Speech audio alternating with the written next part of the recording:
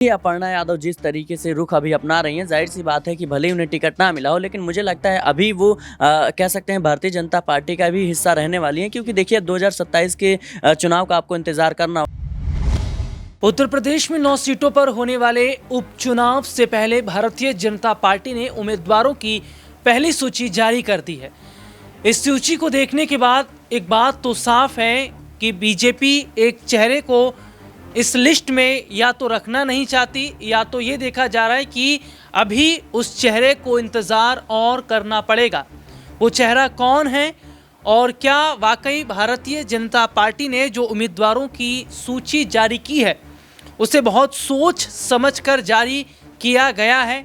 और उत्तर प्रदेश के उपचुनाव से क्या आने वाले विधानसभा चुनाव की तारीख भी, आने वाले समय के चुनावों के जो स्थिति है वो भी तय हो जाएगी कि आखिरकार कौन उत्तर प्रदेश का अगला मुख्यमंत्री होगा। लेकिन सबसे बड़ी और अहम बात जो कि ये देखने को मिलती है कि क्या वाकई अपर्णा यादव का जिक्र जो बार बार हो रहा था, और पहले भी अपर्णा यादव की नाराज़गी देखने को मिली थी, उसके बाद गृह मंत्री अमित शाह से जब अपर्णा की बातचीत हुई तो उसके बाद अपर्णा ने बयान पलट दिया। उन्होंने कहा कि कहीं जा नहीं रही हैं, फिलहाल पार्टी में बनी रहेंगी, लेकिन अब ऐसा लग रहा है कि शायद अपर्णा यादव एक बड़ा कदम उठाने की तैयारी कर रही हैं या कर सकती हैं। वो क्या बड़ी वजह है, इस पर आज हम बात करेंगे। लेकिन सबसे पहले हमारे साथ हमारे खास सहयोगी सिराज हमारे साथ जुड़े। सिराज, बहुत बहुत स्वागत है इस प्रोग्राम में आपका। सिराज, उत्तर प्रदेश में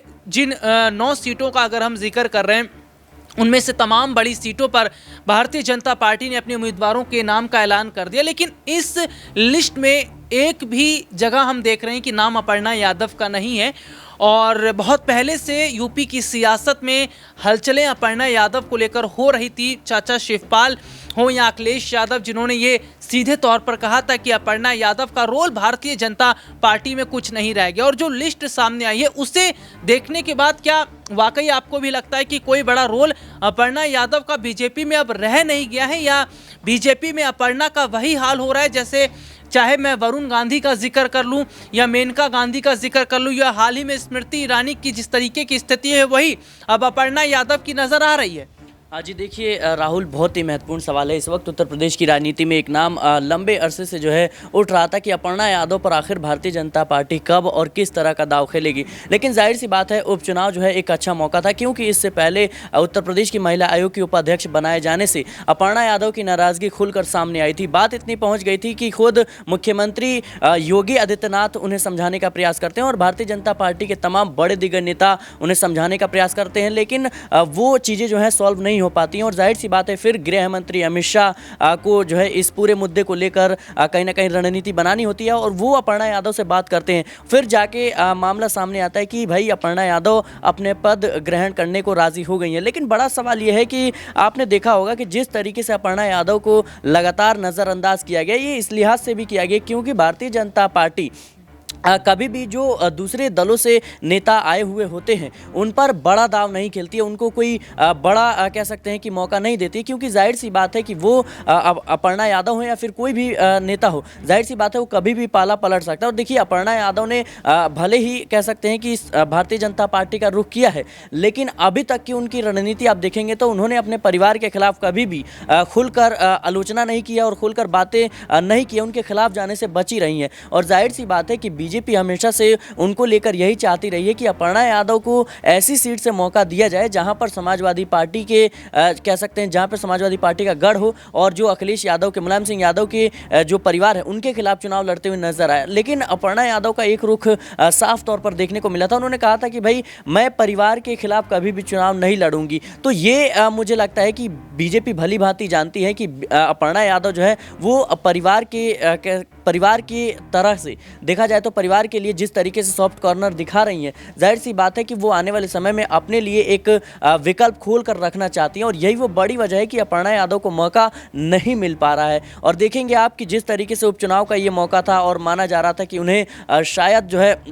कह सकते हैं कि उपचुनाव में किसी भी सीट से मौका मिलता हुआ नजर आएगा, और ख़ास तौर पर करहल सीट का जिक्र आ रहा था, लेकिन ये तमाम चीज़ें कहीं ना कहीं अब पीछे छूटती हुई नजर आ रही हैं। देखिए, सीटों का जिक्र हो रहा है और ज़रा सीटों पर खुलकर थोड़ा सा बात करना ज़रूरी भी है कि आखिरकार क्या है भारतीय जनता पार्टी की रणनीति। और मैं अपने इस प्रोग्राम में ये बताऊंगा कि अपर्णा यादव ही नहीं, एक और चेहरा जो है वो बीजेपी के लिए कैसे उपचुनाव में बड़ी मुश्किल बनता नज़र आ रहा है। लेकिन सबसे पहले थोड़ा सा नज़र सीटों की अगर मैं बात करूँ तो सीटों पर डाल लेते हैं। उत्तर प्रदेश में विधानसभा की 7 सीटों पर उम्मीदवारों के नाम का ऐलान किया गया। 7 सीटें कौन सी हैं? करहल, कुंदरकी, गाजियाबाद, फूलपुर, मझवा, कटहरी, खैर पर उपचुनाव के लिए भारतीय जनता पार्टी ने प्रत्याशियों का ऐलान कर लिया है। करहल सीट पर अनुजेश यादव को उतारा, कुंदरकी सीट रामवीर सिंह ठाकुर, मझवा से सुष्मिता मौर्य को, कटहरी सीट से धर्मराज निषाद, फूलपुर सीट से दीपक पटेल। तो ये मैंने अपने दर्शकों को कुछ बड़े बड़े नाम गिनवाए, कुछ सीटों के यहाँ पर मैंने अपने दर्शकों को ये बताया कि किस तरीके से जातिगत कार्ड भी भारतीय जनता पार्टी ने खेलने की कोशिश की है। लेकिन इन सब के बीच में अगर मैं फूलपुर और मझवा की बात करूं तो फूलपुर से जहां उतारा गया है, देखिए दीपक पटेल को, मझवा से सुष्मिता मौर्य को बीजेपी की तरफ से उतारा गया। लेकिन यहाँ पर अपने प्रत्याशियों को किसने उतारा है? चिराग पासवान ने भी। उत्तर प्रदेश की 2 सीटों पर लोक जनशक्ति पार्टी आर, जिन्होंने मैं अगर बात करूं तो फूलपुर और मझवा, इन दोनों सीटों पर उन्होंने उम्मीदवार उतारकर योगी आदित्यनाथ के लिए मुश्किलें खड़ी की हैं। तो अपर्णा यादव ही नहीं, चिराग पासवान भी उत्तर प्रदेश के उपचुनाव से पहले बीजेपी के लिए बड़ी मुश्किल बन रहे हैं। मैं सीधा सिराज के पास जाऊंगा। सिराज, उत्तर प्रदेश के उपचुनाव को अगर हम देखें तो जहां समाजवादी पार्टी के लिए बड़ा त्याग कांग्रेस ने दिया और कांग्रेस ने ये सीधे तौर पर कहा कि सपा को चुनाव लड़ने दीजिए और पार्टी का जो सिंबल है वो समाजवादी पार्टी के सिंबल पर ही जो गठबंधन पार्टियां हैं वो चुनाव लड़ेंगी। लेकिन दूसरी तरफ हम देख रहे हैं कि बीजेपी की सहयोगी पार्टियां बीजेपी के खिलाफ खड़ी हुई हैं। पार्टी के अंदरूनी जो पार्टी के अंदर खाने के नेता हैं वो पार्टी के खिलाफ खड़े। तो इसका कितना उपचुनाव में बड़ा अगर हम कहें फर्क दिखता नजर आएगा, जहां कांग्रेस का जो है अगर सीधे तौर पर समाजवादी पार्टी के लिए एक नया स्टेप देखा जा रहा है कि चलिए ठीक है, क्या सीट की लड़ाई करनी है, आप सीट अपने पास रखिए, चुनाव लड़िए भी, हम आपको सपोर्ट पीछे से ज़रूर करेंगे। लेकिन बीजेपी की जो हालत है वो तो ये बता रही है कि यहाँ तो सब सीट बंटवारे को लेकर ही लड़ाई हो रही है और यहाँ हर कोई जो है अगर बात करें तो कहीं ना कहीं चुनाव में प्रतिस्पर्धा करके खुद को जीतने की एक होड़ में दिखाई दे रहा है। जी देखिए, जाहिर सी बात है कि संजय निषाद जिस तरीके से गृह मंत्री अमित शाह से मुलाकात की जो है कोशिश कर रहे हैं और जाहिर सी बात है बीते दिनों ही उन्हें राष्ट्रीय अध्यक्ष जेपी नड्डा से मुलाकात हुई है, तो लेकिन बात नहीं बन पाई है। और जाहिर सी बात है कि जो कटेहरी और मझवा सीट है वहाँ पर संजय निषाद दावा ठोक रहे हैं, लेकिन बीजेपी उन्हें मझवा सीट देना तो चाहती है, लेकिन उन्हें कह सकते हैं कि जो संजय निषाद का प्रत्याशी होगा और बीजेपी के सिंबल पर चुनाव लड़ना होगा। और संजय निषाद का कहना है कि लोकसभा चुनाव में जिस तरीके से उनके बेटे प्रवीण निषाद की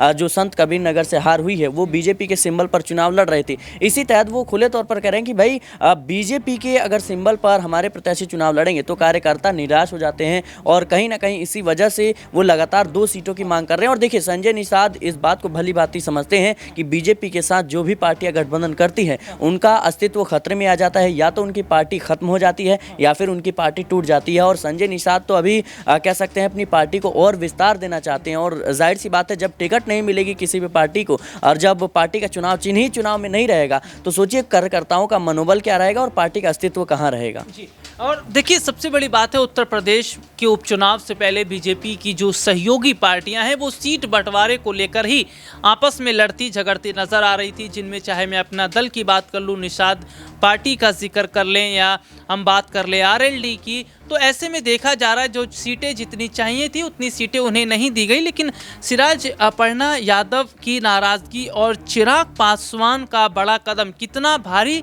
इस उपचुनाव में बीजेपी के लिए पड़ने वाला है? जी देखिए, अपर्णा यादव जिस तरीके से रुख अभी अपना रही हैं, ज़ाहिर सी बात है कि भले ही उन्हें टिकट ना मिला हो, लेकिन मुझे लगता है अभी वो कह सकते हैं भारतीय जनता पार्टी का भी हिस्सा रहने वाली हैं, क्योंकि देखिए 2027 के चुनाव का आपको इंतज़ार करना होगा, जब अपर्णा यादव जो है, मुझे लगता है कि उस समय अगर बीजेपी ने उन पर दांव नहीं खेला तो फिर वो कह सकते हैं समाजवादी पार्टी के साथ जुड़ते हुए नजर आएंगे। आपने देखा होगा हाल ही में जिस तरीके से कह सकते हैं कि जब उपाध्यक्ष का पद मिला था महिला आयोग में, तो उनकी नाराज़गी खुलकर सामने आई थी और वो शिवपाल सिंह यादव के संपर्क में थी, और शिवपाल सिंह यादव से उनके ताल्लुकात जो हैं वो बहुत अच्छे हैं, और मुख्य किरदार वही निभा सकते हैं जब अपर्णा की परिवार के साथ वापसी होगी, यानी समाजवादी पार्टी में जुड़ती हुई नजर आएंगी। तो ये मुझे लगता है देखना काफ़ी ज़्यादा दिलचस्प होगा, लेकिन अपर्णा यादव पर फिलहाल कोई भी बड़ा दाव खेलने की फिराक में भारतीय जनता पार्टी नहीं है। जी, बहुत बहुत शुक्रिया। और वाकई ये उपचुनाव देखना बहुत ज़्यादा, इसके रिजल्ट्स जो आएंगे वो देखने बहुत ज़्यादा दिलचस्प इसलिए होंगे क्योंकि जहां एक बड़ा त्याग कांग्रेस ने समाजवादी पार्टी के लिए किया, तो वहीं दूसरी तरफ सीट शेयरिंग को लेकर